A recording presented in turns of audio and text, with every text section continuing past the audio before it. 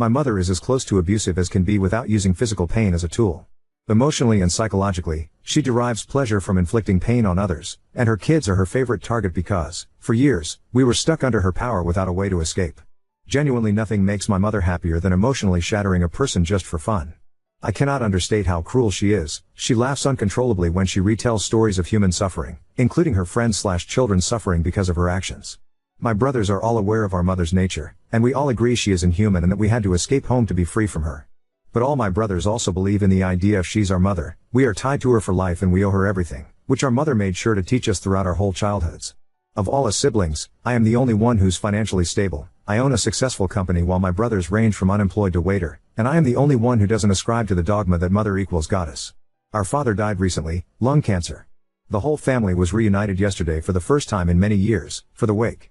My father was the sole breadwinner in his marriage. With his passing, mom will be in dire financial straits. She is in her early 70s and in good health, so she probably has a decade or two in her still, and at the wake she was inconsolable because of fears for her future, sobbing, asking what she would do with the house, with the cars, etc. My brothers all tried to comfort her and promised to her that they would financially support her until the end, make sure she never has to move out of her house, but mom continued to cry, saying that none of my brothers could afford it. And then she turned to me, the only kid who wasn't promising to help I laughed to her face and told her that if she intends for me to be the one paying for her lifestyle going forward, okay, I will, but I'll only pay for her to stay in the worst retirement home I can possibly find. Cue a lot of offended screaming from my brothers and a whole lot of sobbing from my mother.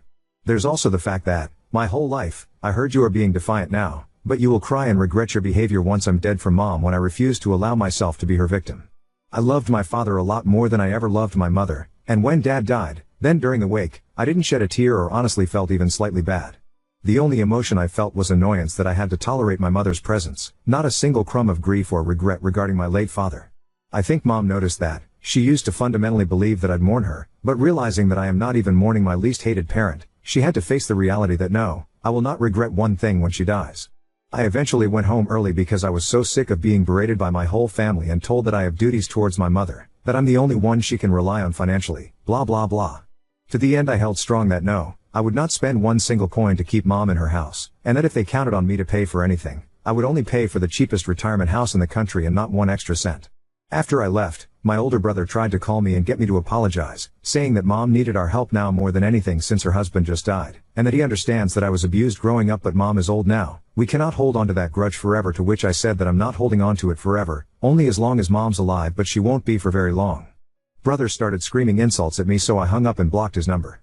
This morning, I woke up to 2 texts from my other brother's bossy, Callie, saying the same, saying mom is deeply distressed, that she hasn't stopped crying in hours, to please call her and apologize/promise I'll subsidize her lifestyle. I didn't reply to either text. Ada? I genuinely don't think I am. I think my brothers are kinda stupid and brainwashed with mom's dogma on children's duties towards their parents.